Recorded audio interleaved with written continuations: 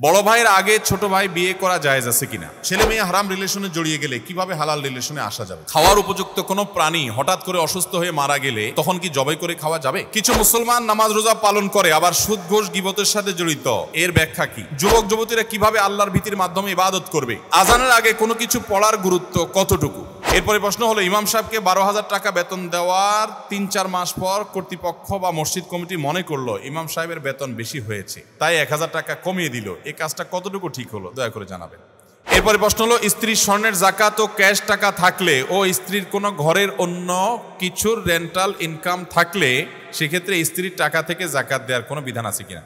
বিসমিল্লাহ। প্রথম প্রশ্ন, অবুঝ বয়সের গুনাহ কি ক্ষমাযোগ্য? 15 থেকে 16 বছর বয়স তখন আমি ইসলাম সম্পর্কে তেমন জানতাম না, অনেক গুনাহ করেছি, আল্লাহ কি সেগুলো মাফ করবেন? খুবই সুন্দর এবং চমৎকার একটি প্রশ্ন। আমাদের অনেকে আমরা ছেলেবেলায় অর্থাৎ ছোট থাকতে কিশোর বয়সে আমরা অনেক অন্যায় করেছি, অনেকে মা বাবার সাথে বেয়াদবি করে ফেলেন, তখনও সেই সেন্স তার আসে না যে মা বাবা কি। অনেকে দেখা যায় ওই বয়সে বাপের পকেট থেকে টাকা মারে, মায়ের টাকা চুরি করে নিয়ে খেয়ে ফেলে। অনেকে দেখা যায় যে ওই বয়সে বিনা উজুতে নামাজ পড়ে ফেলে। আছে না নাই? বাংলাদেশের প্রথম সারির একজন ব্যবসায়ীর সন্তান আমাকে গত 2-3 দিন আগে এক সাক্ষাতে, এক মিটিংয়ে উনি বলছিলেন যে ভাই, আমার আব্বা জান নামাজের ব্যাপারে এই পরিমাণ কড়াকড়ি করতেন যে আমাদের ভাইদেরকে এত জবরদস্তি করতেন নামাজ জন্য, এত প্রেসার দিতেন যে কোনো ভাই বিনা উজুতে নামাজ পড়তো শুধু বাপের মায়ের ভয়ে। অবশ্য সে ভাইরা এখন দিল থেকে নামাজ পড়েন। যাই হোক, তো ছোটবেলায় আমরা অনেক এরকম অনেক উল্টাপাল্টা করি, বিনা উজুতে নামাজ পড়া, বিনা উজুতে কোরআন শরীফ পড়া, মায়ের ভয়ে, বাপের ভয়ে, উস্তাজের ভয়ে, এরকম অনেক উল্টাপাল্টা আমার দ্বারা হয়েছে। যদি এটা প্রাপ্তবয়স্ক হওয়ার আগে হয়, প্রাপ্তবয়স্ক হওয়ার, বালেগ হওয়ার আগে হয়, ছেলেরা স্বপ্নদোষ শুরু হলে বালেগ হয়, মেয়েরা মাসিক শুরু হলে বালেগ হয়। যদি মাসিক স্বপ্নদোষ হতে দেরি হয় তাহলে তার সর্বোচ্চ লিমিট আছে যে 15-র নিচে আর কেউ নাবালেগ থাকে না, 15-র পরে আর কেউ নাবালেগ থাকে না। তো বালেগ হওয়ার আগে যদি আপনার এরকম ভুলভাল হয় তাহলে সেগুলো মাফ, সেগুলোর জন্য কোনো জবাবদিহি করা লাগবে। কারণ নবী করিম সাল্লাল্লাহু আলাইহি ওয়াসাল্লাম একটা হাদিস আমরা জানি, তিনি বলেছেন 3 ব্যক্তি থেকে কলম উঠিয়ে নেওয়া হয়েছে, রফি আল কলম আন সালাস, 3 ব্যক্তির কলম তুলে নেওয়া হয়েছে, অর্থাৎ তাদের কোনো অন্যায় গুনাহ লেখা হয় না। তারা কারা? তাদের মধ্যে এক ব্যক্তি হলেন বাচ্চা, সবি হাত্তা ইয়াহতালিমা, যতক্ষণ পর্যন্ত সে বালেগ না হয়, বালেগ হওয়ার আগ পর্যন্ত সে উল্টাপাল্টা করলে সেগুলো লেখা হয় না, বাচ্চার কোনো হিসাবের খাতা আল্লাহ তাআলা খোলেন না। আর দ্বিতীয় হলেন মস্তিষ্ক বিকৃত অসুস্থ মানুষ, মাজনুন ব্যক্তি, যতক্ষণ পর্যন্ত তার মস্তিষ্ক স্বাভাবিক না হয়, তিনি যদি এই অবস্থায়, অসুস্থ মস্তিষ্ক অবস্থায় কোনো অন্যায় করেন, সেটা আল্লাহ তাআলা লিপিবদ্ধ করতে বলেন না ফেরেশতা, তারা লেখেন না। আরেক ব্যক্তি হলেন ঘুমন্ত ব্যক্তি, হাত্তা ইয়াস্তাইকিদা, আন-নাইম হাত্তা ইয়াস্তাইকিদা, ঘুমন্ত ব্যক্তি ঘুম থেকে উঠার আগ পর্যন্ত স্বপ্নের মধ্যে যা করছে না করছে এগুলোর জন্য কোনো জবাবদিহি নাই। স্বপ্নে একজনকে খুন করে ফেলছে, কোনো গুনাহ হবে? স্বপ্নে একজনের টাকা চুরি করে ফেলছে, কোনো গুনাহ হবে? কোনো গুনাহ হবে না। তাহলে ভাইরা, বালেগ হওয়ার আগ পর্যন্ত যদি এরকম উল্টাপাল্টা অন্যায় কিছু করে থাকেন ওটা এমনিই মাফ, কিন্তু 15-16 তারপরে করেছেন মানে বালেগ হয়ে গেছেন, এরপরের গুলো কি করতে হবে? হিসাব দিতে হবে।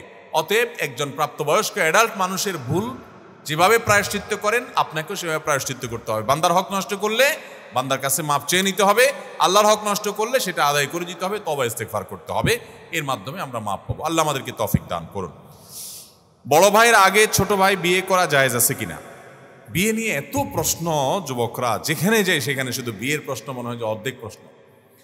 যাই হোক, বড় ভাইয়ের আগে, এটা অবশ্য দরকারি প্রশ্ন, বড় ভাইয়ের আগে ছোট ভাই বিয়ে করতে পারে কিনা? আমাদের সমাজে দেখা যায় যে ছোট ভাই হয়তো এস্টাবলিশড হয়ে গেছে, আয় ইনকাম করতেছে, উপার্জন করতেছে, সে চাইলে বিয়ে করতে পারে, কিন্তু বড় ভাই বেচারা হয়তো অকর্মা অথবা বেকার অথবা যেভাবে হোক বেচারা পিছিয়ে আছেন, তখন এবার মা বাপ, আত্মীয় স্বজন, এলাকাবাসী কেউ তার বিয়ের পারমিশন দেয় না, যে না বড় ভাইকে রেখে বিয়ে করবি কেন। ইসলাম কিন্তু সেই কথা বলে না। যে যখন উপযুক্ত হবে, তার ফিনান্সিয়াল যোগ্যতা যখন হবে, আর্থিকভাবে তিনি স্বাবলম্বী, তিনি মহর দেওয়ার যোগ্যতা রাখেন, বইয়ের ডাল ভাত জোগাড় করার ব্যবস্থা তার হয়েছে, তখন তিনি বিবাহ করতে পারেন। বিবাহ দিতে যদি দেরি করেন বাবা মারা, কত অনাচার হয়। আমি আজকেও জুমার নামাজে মসজিদে যেতে যেতে আমার একটা পার হয়ে গেছে, বিকজ এরকম একটা কেস আমি ডিল করতে হয়েছে আমার অফিসে। এটা টেলিভিশন চ্যানেলের প্রোগ্রাম ছিল বৈশাখী টিভিতে, শেষ করে এসে অফিসে এই ধরনের একটা কেস ডিল করতে হয়েছে। প্রতিনিয়ত এমন এমন মানুষ ফোন করেন, এমন এমন ব্যক্তিরা ফোন করেন যে নিজের কাছে কষ্ট লাগে যে এই ফ্যামিলির সন্তান নষ্ট হয়ে গেছে। এর অন্যতম কারণ হলো বাবা মারা সময় মতো সন্তানকে বিয়ে দিচ্ছেন না। এর কারণে তারা যে কি পরিমাণ গুনাহের দিকে ছুটে যায় এবং হাবুডুবু খায়, মা বাবা টের পান না। এই জন্য কোনো ছেলে যদি উপযুক্ত হয়ে যায়, তার বিয়ের প্রয়োজন হয়েছে, বাবা মার তাকে বিয়ে দিতে কার্পণ্য করা উচিত না। বিয়েতে কোনো সিরিয়াল রক্ষা করতে হবে এমন কোনো বাধ্যবাধকতা ইসলাম রাখে নাই। এমনকি আপনার মেয়ে বিয়ে এখনো দেন নাই, তো তাই বলে ছেলের বিয়ে আটকে রাখবেন, এটা উচিত না। তবে হ্যাঁ, এটা ঠিক যে আমাদের সামাজিক বাস্তবতায় অনেক কুলাঙ্গার ছেলে আছে যে বিয়ে করার পর সে আরও যে বোনটাকে বিয়ে দিতে হবে, বাবার সাথে হেল্প করতে হবে, এগুলো সে আর জানে না।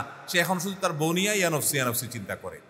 এই জন্য বাপে চিন্তা করে বিয়ে দেওয়া মানে তো এটার হাতছাড়া করে ফেলানো, আমার বোঝাটা আমার উপরে বাড়ানো। তো সেটাও ঠিক, সন্তানরা সেরকম করা উচিত নয়। কিন্তু এই বড় ভাইকে আপনার বিয়ে দিব আগে সেই দোহাই দিয়ে ছোট ভাই যদি বিয়ের উপযুক্ত হয়, টাকা পয়সা থাকে, তাকে আটকা রাখা উচিত নয়। এটা জায়েজ আছে আমাদের সমাজে। এগুলোকে আমরা আমাদের নিজেদের বানানো মাসআলা হিসাবে বানিয়ে রেখেছি, এটা উচিত না। আমি নিজে আমার বড় ভাইয়ের আগে বিয়ে করেছি, আমার বড় ভাই আমার কিছুদিন পরে বিয়ে করেছেন, বেশি দিন না, হয়তো বছরখানিক হবে, এরপরে তিনি বিয়ে করেছেন। আলহামদুলিল্লাহ, আমার তো অসুবিধা হয়নি। তো এগুলো আমাদের সামাজিক নানা কুসংস্কার আমরা বানিয়ে রেখেছি। তবে হ্যাঁ, এর মানে এই না যে ছোট ছেলেরা যারা আছেন তারা সবাই এখন নিজের মন মতো বিয়ের জন্য লাইন ধরবেন।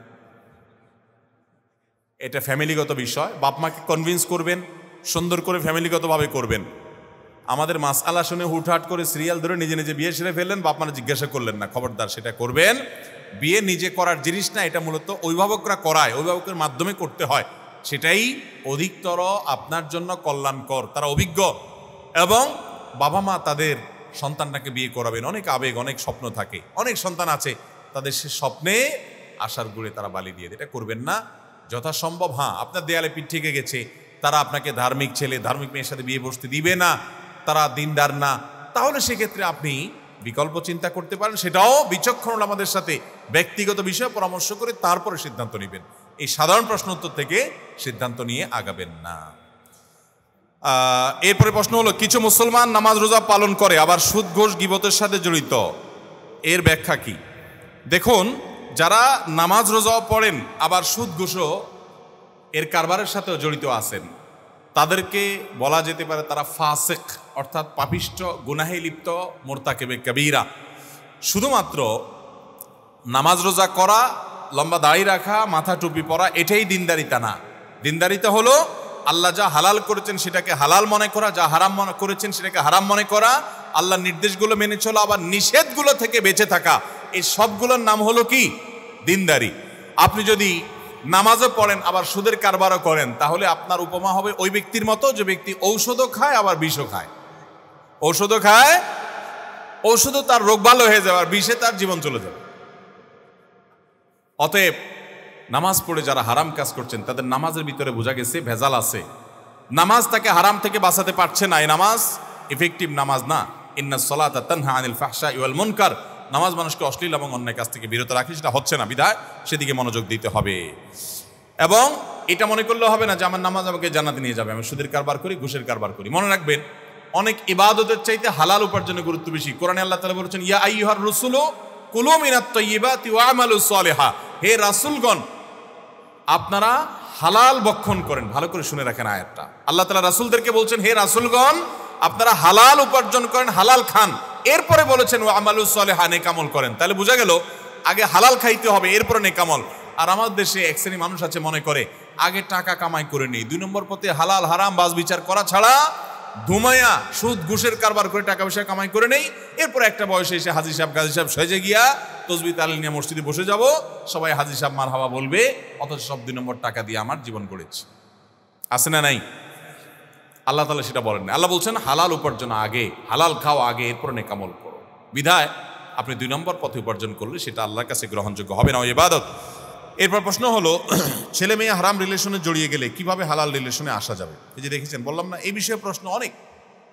দেখুন, হারাম রিলেশনে যদি জড়িয়ে যায় এরপরে ফিরে আসাটা খুব কঠিন, খুব কঠিন, খুব কঠিন। বহু যুবককে, বহু যুবতীকে আমি আমার অফিসে ডেকে ঘন্টাকে ঘন্টা ব্যয় করে বোঝানোর চেষ্টা করেছি। একটা সময় মানুষ, বয়সের একটা পাগলামো আছে, আল জুনুন ও ফুনুন, এই বয়সের পাগলামোটা যখন শুরু হয় মানুষ কিছু মানতে রাজি না, শুনতে কিছু রাজি না। এই জন্য আল্লাহ কোরআনে বলেছেন ওয়ালা তাকরাবুজ জিনা, জেনা করিও না। আল্লাহ এই কথা না বলে এই জায়গায় বলেছেন ওয়ালা লা তাকরাবুজ জিনা, তোমরা জেনার কাছেও যেও না। আল্লাহ বলেছেন লা তাকরাবুজ জিনা, জেনার কাছেও যেও না। কেন? আল্লাহ বলবেন জেনা করিও না, কিন্তু আল্লাহ বলছেন কি জেনার কাছেও যেও না। কারণ কি? কারণ আল্লাহ তো সৃষ্টিকর্তা, তিনি জানেন আমাদের ভিতরে কি কি দুর্বলতা আছে। আল্লাহ জানেন, আল্লাহ জানেন জেনার কাছে যদি কোনো যুবক যায় সে ফিরে আসতে পারবে না, খুব সিরিয়াস, ফিরে আসাটা টাফ। এই জন্য আল্লাহ বলছেন কাছেও যেও না। তার মানে কি? একটা মেয়ের আইডি দেখছেন ফেসবুকে, আমি এমন একটা ঘটনা জানি, মেয়ের বাবা এসে বলছেন আমাকে খুব আফসোস করে, বললেন হুজুর আমার মেয়ে ছোট মানুষ, কোন এক ছেলের পোস্টে না জানে কমেন্টে ফেসবুকে জাস্ট সে লাইক করেছে, লাইক বাটনে প্রেস করেছে, জাস্ট এতটুকু লাইক রিয়েক্ট করেছে। এরপরে ওই ছেলে আমার কমেন্টে লাইক দিল মেয়ে আইডি থেকে। মেয়েটা কে? শুরু করলো তাকে খুঁজে বের করা। একটা পর্যায়ে কনভিন্স করে মেয়েকে বাগায় নিয়ে বিয়ে শাদী করে শেষ। বাপমা জানেন না, আফসোসের কথা ভাই, হাসার কথা না। মানে একটা লাইকে শুধুমাত্র লাইক বাটনে প্রেস করে সেটা কতদূর পর্যন্ত গেছে। আমরা অনেকে আমাদের সমাজে এক শ্রেণীর সুশীল আসে, সুশীল, এই সুশীল ভাইরা তারা দেখবেন বলে যে না এই হুজুরগুলার সবগুলার মনটাই নষ্ট, এই বেটাগুলার মনটাই খারাপ। তারা বলে মেয়ের দিকে তাকালে নাকি খারাপ চিন্তা আসে। কেন খারাপ চিন্তা আসবে? এরকম ফেরেশতা সুলভ কিছু সুশীল আছে না নাই আমাদের সমাজে? ওনাদের মনে কোনো খারাপ চিন্তা আসে? ওনাদের মনটা খুব পবিত্র, মনের ভিতরে কোনো খারাপ জিনিস আসে না। চিন্তা করেন ভাইরা আমার, যে বলে যে আমার মনে এরকম খারাপ কোনো চিন্তা আসে না, এই বেটা হয় মিথ্যাবাদী আর না ধ্বজভঙ্গ, দুইটার একটা। হয় তার অসুস্থতা আছে আর না হলে কি আল্লাহ সৃষ্টি করেছেন এভাবে যে আকর্ষণ হবে। তোমার আকর্ষণ না হলে বুঝতে হবে তোমার সমস্যা আছে, ডাক্তার দেখাও। ভাইরা আমার, তো বলছিলাম যে জেনার কাছেও যেও না আল্লাহ বলেছেন। হারাম রিলেশন থেকে বাঁচবেন কিভাবে? ওই যে জেনার থেকে দূরে থাকবেন। আপনি একটা মেয়েকে দেখলে চোখকে হেফাজত করতে ইসলাম বলেছে। কেন বলেছে? কারণ দেখার পরে আপনি এক্সরে করে ফেলবেন, ঠিক না ঠিক? এরপর দেখার পরে আপনি এবার এটাকে অন্তরে নিয়ে যাবেন এক্সরে করে, নিয়ে এবার মনে মনে জল্পনা কল্পনার জগতে আপনি ডুবতে থাকবেন। এরপরে আপনি হাউতাশ করতে থাকবেন, হারামের দিকে আপনি চলে যেতে পারেন, মনে মনে জিনা করতে পারেন। এই জন্য আল্লাহ তাআলা আপনার চোখের হেফাজত করতে বলেছে। সেকুলার দুনিয়া বলে মন খুলে দেখো, মন খুলে দেখো, কোনো বাধা দিও না। ব্যক্তি স্বাধীনতার নাম দিয়া যার যা খুশি তাকে তা দেখতে দাও। আবার বলে খবরদার ধর্ষণ করা যাবে না, পাশবিক নির্যাতন করা যাবে না, টিজ করা যাবে না, উত্ত্যক্ত করা যাবে না। হাউ ফানি বলেন। একটা মানুষ, তাকে আপনি তার যৌন আকাঙ্ক্ষা যেটা আছে সেটাকে আরো উস্কে দিবেন, আবার বলবেন নিয়ন্ত্রণ করতে হবে। ইচ্ছা হাস্যকর কি আছে? আর ইসলাম বলে আগে থেকে বাদ দাও। ডক্টর খন্দকার আব্দুল্লাহ জাহাঙ্গীর রহমতুল্লাহ আলাই ইসলাম বিশ্ববিদ্যালয়ের কুষ্টিয়ার প্রফেসর ছিলেন। তিনি বলতেন যে মানুষের একটা নির্দিষ্ট বয়সে যৌন আকাঙ্ক্ষা শরীরে তৈরি হয়। মানুষ কেন, অন্যান্য প্রাণীরও এটা প্রমোটেড আল্লাহ তাআলার তরফ থেকে। মানুষের মধ্যে যৌন আকাঙ্ক্ষাটা এটা প্রমোটেড, আগে থেকে প্রমোটেড। এটাকে আর প্রমোশন করতে হয় না, এটাকে কন্ট্রোল করতে হয়। একটা চলন্ত গাড়ি এমনি গতি আছে, আবার যদি আপনি পেছন থেকে ধাক্কা দেন অ্যাক্সিডেন্ট করবে। ঠিক তাই হচ্ছে আজকে যুবকদের মধ্যে। একটা বয়সে এমনি আকাঙ্ক্ষা আছে, আরো বিভিন্ন রকমের বিজ্ঞাপনের নামে, বিনোদনের নামে, খেলাধুলার নামে, নাটকের নামে, সিনেমার নামে, আপনার নোবেল উপন্যাসের নামে, বিভিন্ন নামে শুধুমাত্র যুবকদের যৌন আকাঙ্ক্ষাকে আরো জাগিয়ে তোলা হচ্ছে ব্যক্তি স্বাধীনতার নাম দিয়ে। এরপর বলা হচ্ছে কি খবরদার তোমরা নিজেদেরকে নিয়ন্ত্রণ করো। এর চাইতে হাস্যকর কিছু হতে পারে? পৃথিবীতে এমন একটা দেশ দেখাতে পারবেন না, ইউরোপ আমেরিকা, যাদেরকে আমরা আমাদের গুরু মনে করি, যাদেরকে মনে করি তারা আমাদের মানবতার সবক দেয়, যাদেরকে আমরা মনে করি তারা আমাদের চাইতে শিক্ষিত, উন্নত, ভদ্র, মার্জিত, সভ্য, অনেক কিছু। সে সমস্ত দেশে কি নারীরা সব সেভ হয়ে গেছে? পাশবিক নির্যাতন হয় না, বরং পাশবিক নির্যাতনের যে রেশিও আপনি খুঁজে দেখেন, জরিপ তালাশ করে দেখেন, গুগলে গিয়ে সার্চ দিয়ে দেখেন, দেখবেন সেই সমস্ত দেশগুলোর তালিকা সবচেয়ে উপরে। আলহামদুলিল্লাহ যেই দেশে পর্দা, পুশিদা এবং আল্লাহর বিধান যতটুকু মানা হয় তুলনামূলকভাবে, সেখানে পাশবিক নির্যাতনের হার তত কম, কারণ আল্লাহ তাআলা সিস্টেমটাই এটা। অতএব আমাদের যুবক যুবতী ভাইদেরকে বলবো, হারাম রিলেশন থেকে বাঁচতে হলে হারাম থেকে, জেনার থেকে আগে থেকে দূরে সরতে হবে। আপনি জেনা থেকে যদি দূরে না সরেন তাহলে হারাম থেকে বাঁচতে পারবেন না। আপনার মেয়ের আইডি দেখে আপনি তার আইডিতে গিয়ে অযথা বেহুদা কোনো কাজ নাই, ইনবক্সে গিয়ে বললেন হাই, হাইয়ের পরে দেখবেন আপনি আর নাই, কারণ আপনার ইমান শেষ হয়ে যাবে। আপনি দিলেন হাই, সে চিন্তা করবে ব্যাপার কি হাই দিল। আবার তারেও যদি শয়তানে পায়, সে হয়তো বলবে হ্যাঁ হাই। এবার হয়তো প্রথমে জিজ্ঞেস করবেন যে বাড়ি কোথায়, কি খাইছেন, কি পড়েন, এই বেহুদা আলাপ দিয়ে শুরু হবে। এরপর আস্তে আস্তে আস্তে শয়তান যে কোথায় নামায় নিয়ে যাবে আপনি টেরও পাবেন না। যুবক ভাইয়েরা, হাসির কথা না, আল্লাহ রাব্বুল আলামিন জেনাত কাছেও যেতে নিষেধ করেছেন, কারণ কাছে গেলে আপনি পতিত হয়ে ধ্বংস হয়ে যাবেন। একটা সময় রিয়েলাইজ করতে পারবেন, তখন আর আফসোস করে কাজ হবে না। এই জন্য আমরা জেনা থেকে দূরে থাকার চেষ্টা করবো তো ইনশাআল্লাহ। ইমানদার যুবক যুবতীদের জন্য এই যুগে সবচেয়ে বড় ফিতনার জায়গা হলো এটা। এই জন্য বাবা মাদের উপরে ফরজ, ভালো করে শুনে রাখেন অভিভাবক, আপনাদের উপরে ফরজ হলো ছেলে মেয়ে উপযুক্ত হলে বিয়ে দিতে দেরি করবেন। পায়ে দাঁড়ানোর নাম দিয়া পোলাটারে বুড়া বানাবেন, মেয়েটারে বুড়ি বানাবেন। যত জেনা সে করবে, এই যতগুলারে হাই হাই দিবে ইনবক্সে গিয়া আর এই অপকর্ম করবে, সেই গুনাহ তো তাকে ভোগ করতেই হবে। আপনি মা হিসেবে বাবা হিসেবে আপনাকেও ভোগ করতে হবে, কারণ আপনি তাকে জিনার হাত থেকে বাঁচাবার জন্য ন্যূনতম উদ্যোগ গ্রহণ করেননি। আল্লাহ আমাদের যুবক যুবতীদের চরিত্র হেফাজত করার তৌফিক দান করুন। যুবক বন্ধুদেরকে, যুবতীদেরকে আমরা বলতে চাই, মুসলমান হিসাবে নিজের চরিত্রকে হেফাজত করুন। আপনারা জানেন নবী করিম সাল্লাল্লাহু আলাইহি ওয়াসাল্লাম কি বলেছেন? আকসারু মা ইউদখিলুন নাস আন-নার, সুইলা আন আকসারি মা ইউদখিলুন নাস আন-নার। নবীজিকে জিজ্ঞাসা করা হয়েছে মানুষকে সবচেয়ে বেশি জাহান্নামে নেয় কোন জিনিসে? অবাক হয়ে যাবেন, নামাজ না পড়ায় সবচেয়ে বেশি জাহান্নামে নেয় না, রোজা না রাখায় সবচেয়ে বেশি জাহান্নামে নেয় না, ওয়াজ মাহফিলে না আসায় সবচেয়ে বেশি জাহান্নামে নেয় না, দান সাদাকা না করায় সবচেয়ে বেশি জাহান্নামে নেয় না, কোরআন তেলাওয়াত না করায় সবচেয়ে বেশি জাহান্নামে নেয় না। তাহলে কিসে সবচেয়ে বেশি জাহান্নামে নেয় মানুষকে? সুইলা রাসূলুল্লাহ সাল্লাল্লাহু আলাইহি সাল্লাম আন আকসারি মা ইউদখিলুন নাস আন-নার, মানুষকে সবচেয়ে বেশি জাহান্নামে নেয় কোন জিনিসে জিজ্ঞাসা করা হয়েছে। নবীজি বলেছেন দুই জিনিসে, আল ফামু ওয়াল ফারাজ, মানুষের জিহ্বা, মুখ এবং লজ্জাস্থান, এই দুইটা অঙ্গ মানুষকে সবচেয়ে বেশি জাহান্নামে নিয়ে যায়। সবচেয়ে বেশি জাহান্নামে নিবে এই দুইটা অঙ্গ। নামাজ পড়ে, দাঁড়িয়েও আছে, কিন্তু ফেসবুকে তলে তলে জেনা করে, চ্যাট করে, এটা তো জেনা। মানে সে কারোর প্রতি আসক্ত, হারাম রিলেশন হয়ে গেছে। এটা মহামারীর আকার ধারণ করে। সবচেয়ে বেশি মানুষ জাহান্নামে যাবে এই পাপের কারণে, অপরাধের কারণে। জাহান্নামে যাবেন সেটা তো আখেরাতে, দুনিয়া আপনার জীবন্ত জাহান্নাম হবে এই হারাম রিলেশনের কারণে। আমি ভালো করে সব জায়গায় বলি, নিশ্চিত করে জেনে রাখেন, হারাম রিলেশন করবেন, আপনার দাম্পত্য জীবনে সুখকে আল্লাহ তাআলা হালাল রাখবেন না, এটা আপনার জন্য হারাম হয়ে যাবে।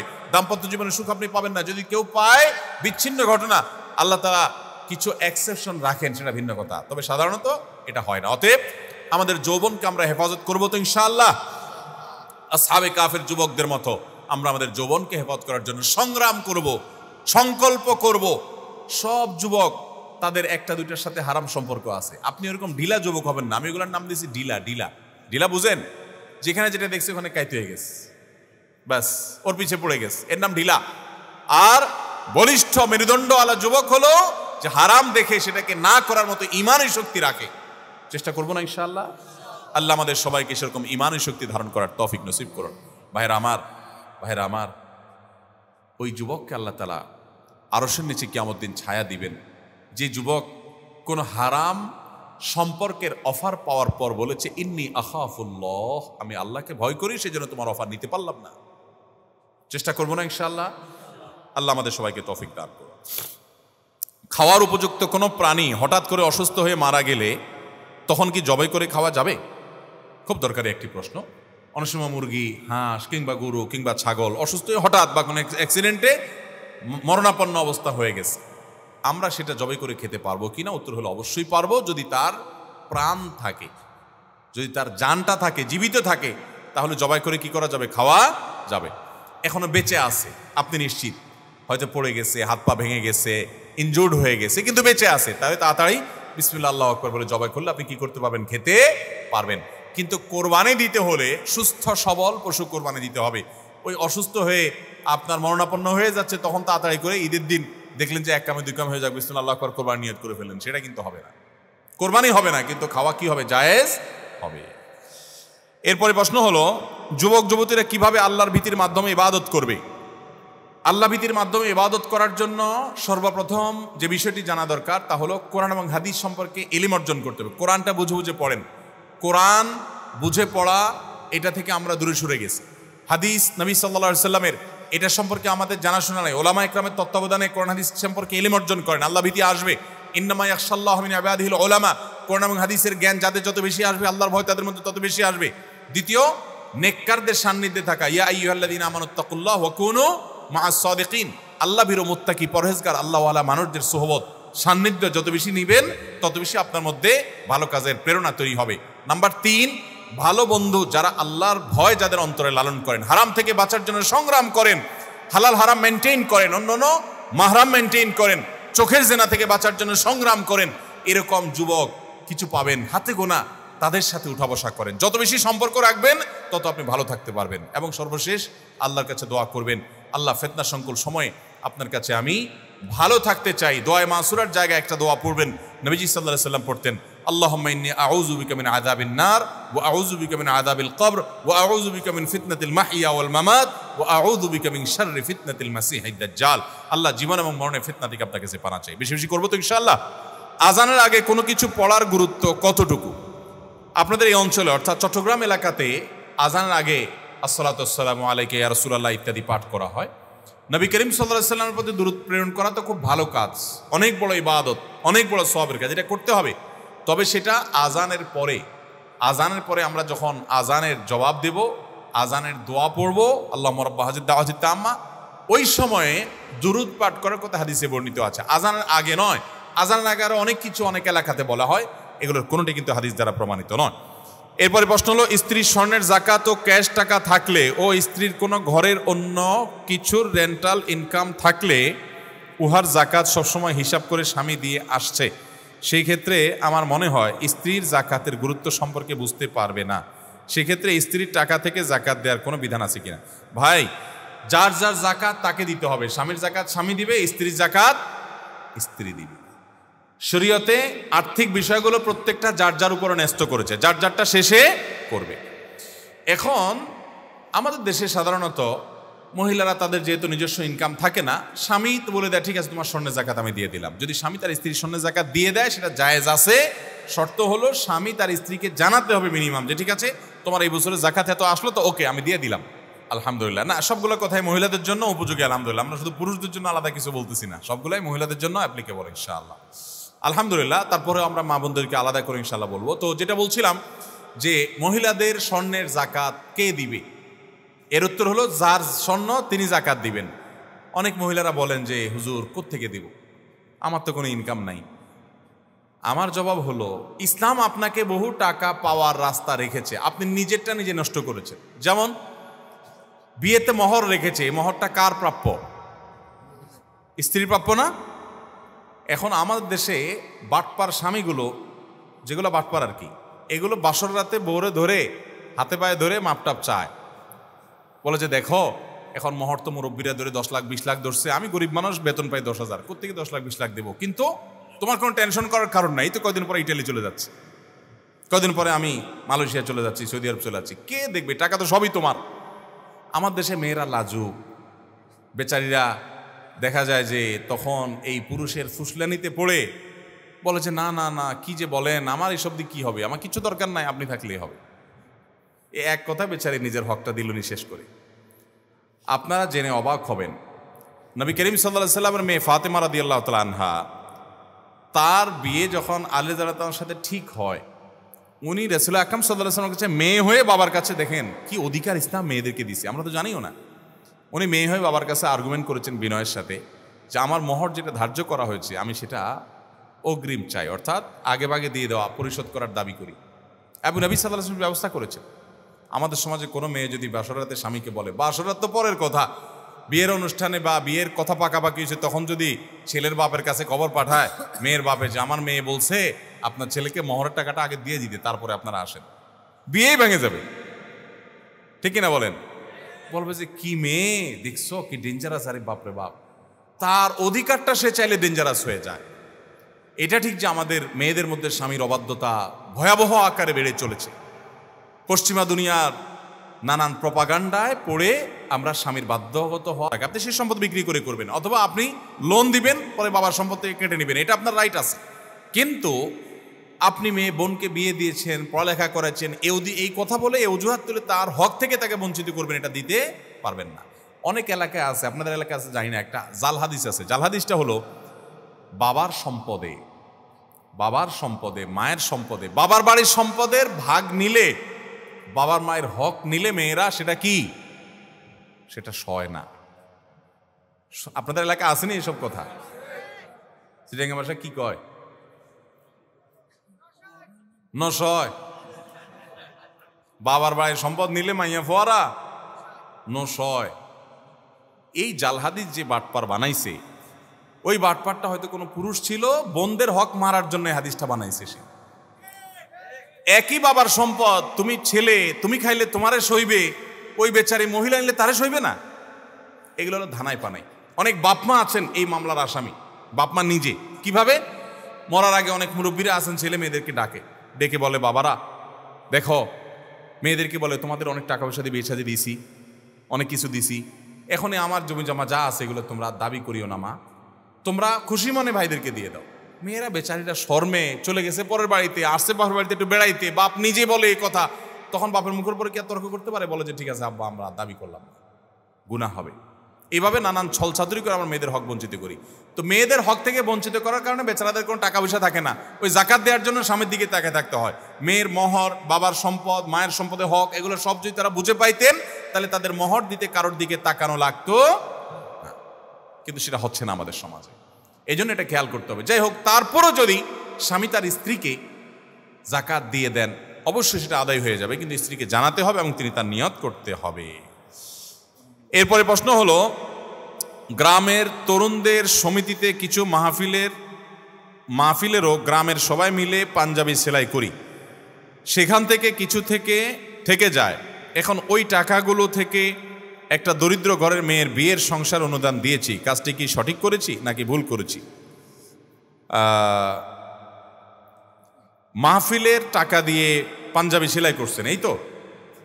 যদি এরকম হয় যে মাহফিলের জন্য টাকা উঠাইছেন, সেটা দিয়ে যারা ভলান্টিয়ার তাদের কাজ করেছে তাদেরকে পাঞ্জাবি কিনে দিয়েছেন, তাহলে এটা জায়েজ হতে পারে। কিন্তু মুশকিল হলো অনেক মাহফিল আছে যুবকরা এলাকাতে করে, এটা এক ধরনের ব্যবসা, যে যা উঠলো খরচ টরচ দিয়ে বাকিগুলো নিজে থেকে গেল। অনেক এলাকায় এগুলো হয়, কিন্তু আবার অনেক মাহফিল হয়, যেমন এই যে মাহফিলটা হচ্ছে, এটা তো কোনো চাঁদা তুলে মাহফিল করা হয়নি, তাই না? এটা এককভাবে ওনারা করছেন, আলহামদুলিল্লাহ, আল্লাহ ওনাদেরকে উত্তম বিনিময় দান করুন। তো এরকম যদি হয় তাহলে সেক্ষেত্রে এটা জায়েজ হতে পারে, মাহফিলের প্রয়োজনে যতটুকু করলেন ততটুকু, তসরুফের নিয়ত করে করলে সেটা জায়েজ হবে না। আর ওই টাকাটা যেটা উদ্বৃত্ত থেকেছে সেটা কোনো কল্যাণমূলক কাজে আপনারা ব্যয় করতে পারেন, কোনো অসুবিধা নাই। কিন্তু ইন্টেনশনালি আপনি টাকা বাঁচালেন মূল কাজে খরচ না করে, যা আপনি আরেক ধান্দায় কাজ করবেন, সেটা কিন্তু জায়েজ নাই। দানকারী যে জন্য দেয় সেই কাজেই মূলত খরচ করতে হয়, অন্য কাজে খরচ করতে হলে তার পারমিশন লাগে। এরপরে প্রশ্ন হলো, ইমাম সাহেবকে 12,000 টাকা বেতন দেওয়ার 3-4 মাস পর কর্তৃপক্ষ বা মসজিদ কমিটি মনে করলো ইমাম সাহেবের বেতন বেশি হয়েছে, তাই 1,000 টাকা কমিয়ে দিল, এই কাজটা কতটুকু ঠিক হলো দয়া করে জানাবেন। মসজিদ কমিটিতে যারা আছেন অনেক ভালো মানুষ আছেন, কিন্তু অনেক মসজিদ কমিটিতে কিছু কঞ্জুস মানুষ আছে, কঞ্জুস, বখিল, কৃপণ। এরা নিজেরা নিজেদেরটা 16 আনা বুঝে, ইমাম সাহেবদের বেলায় মনে করে যে ওনারা বোধহয় হাওয়া খায় থাকে, এই জন্য বেতন দেয় কম। ওই যে একটা ভিডিও দেখছিলাম ইন্ডিয়ার কলকাতার একজন আলেম দেখলাম মাহফিলে ওয়াজ করতেছেন, পাশে ইমাম সাহেব বসা, জিজ্ঞেস করছি ইমাম সাহেব বেতন কত? ইমাম সাহেব কয় 5,000। সাথে সাথে উনি ফতোয়া দিলেন একটারও নামাজ হবে না। ইমাম সাহেব বেতন যদি 5,000 হয় তাহলে মুসল্লি একটারও, মুক্তাদি একটারও নামাজ হবে না। ইমাম সাহেবের বেতন 5 হলে বেচারা খায় কি, পরে কি? তাইলে ইমাম সাহেবদেরকে এরকম কোণঠাসা করে রাখতে পারলে কিছু কিছু কমিটির লোকেরা আছে তাদেরকে একটু বেটাগিরি মনে হয়। খুব জঘন্য কথা ভাইরা। আপনার ইমাম সম্মানজনকভাবে চলবে সে ব্যবস্থা আপনার করা উচিত, তিনি কারো কাছে যেন হাত পাততে না হয়। আমি এরকম মসজিদ কমিটির লোকও পাইছি ঢাকার মতো জায়গায়, নাম বলবো না, নাম বললে এক নামে চিনে যাবেন, এরকম নাম করা মসজিদ, বেতন কম দেয়। আমি বললাম ভাই বেতন কম দেন কেন? বলে হুজুর আউট ইনকাম আছে ওনাদের। ইমাম মুয়াজ্জিনদের কি আছে? এ মুর্দার খানা, 2 নম্বর ইনকাম, তাবিজ কবজের ব্যবসা। হুজুররা এগুলো সাদে করে, অনেকে সাদে করে। অনেক সময় দেখা যায় বেতন দিচ্ছেন 5,000, বাকি 6 মাস, বেচারা কি বাতাস খাবে? তা আপনার ইমামকে আপনি এরকম কোণঠাসা করে রাখছেন, এগুলো জঘন্য অপরাধ। ইমামের বেতন ফিক্স হয়ে গেছে, এই প্রশ্ন তো জীবনেও শুনি নাই। কি হয়েছে যে 12,000 বেতন ঠিক করা হয়েছে, 3-4 মাস পরে কর্তৃপক্ষের মনে হচ্ছে অনেক টাকা দিয়ে ফেলছি, লা হাওলা, কমায় দিস। চিন্তা করেন, এটা কোনো কথা হলো? ভাইরা, এটা করা উচিত না। ওলামা একরামকে তারা সমাজে অন্য 10 জন মানুষ চলতে যা লাগে তাদেরও তা লাগে, বরং তাদের আরো বাড়িয়ে দেওয়া উচিত যাতে করে অন্যর দিকে তাকাতে না হয়। সৌদি আরবে সকল বিচারপতিরা আলেম। সৌদি আরবে আমি 10 বছর ইসলামিক অ্যাফেয়ার্স মন্ত্রণালয়ের বাংলা বিভাগে কাজ করেছি। সেখানে শতভাগ বিচার কার্য করেন কারা? আলেমরা। যে যত বড় আলেম সে তত বড় বিচারক। আপনারা জেনে অবাক হবেন, তাদের বেতন এরকম বস্তাভর্তি বেতন দেয় গভর্নমেন্ট। কেন? যাতে করে কোনো প্রকার অনৈতিক সুবিধা তাদের নিতে না হয়। আল্লাহ তাআলা আমাদেরকে ওলামাদের এরকম কদর করার তৌফিক দান করুন। তাহলে ইমাম সাহেবের বেতন ঠিক হয়ে গেলে এরপরে কমায় দিবেন, সেটা জায়েজ হবে না।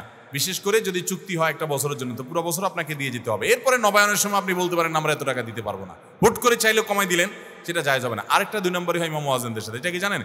ঈদের নামাজের সময় বিভিন্ন সময় ইমাম মুয়াজ্জিনদের হাদিয়ার নামে টাকা কালেকশন করে, আছে না? এটা প্রথমত ইমাম সাহেবদেরকে বসায় কালেকশন করে একটা নোংরামো।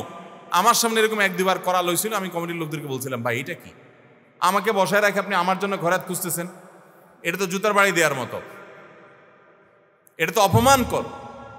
আপনারা আলাদা আলাদা কালেকশন করেন, ভাই ইমাম মুয়াজ্জিনদের জন্য দেন আল্লাহর রাস্তায় কিছু। বসে আছে ইমাম সাহেব, মুয়াজ্জিন সাহেব, ছি ছি ছি ছি, এটা অপমান কর কিনা বলেন? এক ইমাম সাহেব নাকি, এটা গল্প কথার কথা, আমার মনে হয় না এটা বাস্তবে ঘটছে, ঘটলেও ঘটতে পারে। ওনার বেতন এরকম কম দেয়, তো কমিটির লোকদেরকে বলে যে ভাই এই বেতনে আমি তো চালই কিনতে পারি না, বাজারই করতে পারি না, কেমনে চলবো, বাসা ভাড়া কেমনে দিব? তো কমিটির লোকরা কোনো কথা শুনে না, পাত্তা দেয় না। তো এক লোক, তিনি ইমাম সাহেবের খুব হিতাকাঙ্ক্ষী মুসল্লি, উনি বলছে হুজুর আমার একটা বুদ্ধি আছে। বলে বুদ্ধি কি? বলে বুদ্ধি হলো ওই যে মসজিদে জুতা পলিশ করে ওরকম একটা বাক্স আপনি জোগাড় করে মসজিদের সামনে নামাজের সালাম ফিরে ইমামতি শেষ করে যায় বসে যাবেন। মুসল্লিরা যখন বাইর হবে সবাইকে বলবেন জুতা পলিশ করে যান, জুতা পলিশ করে যান।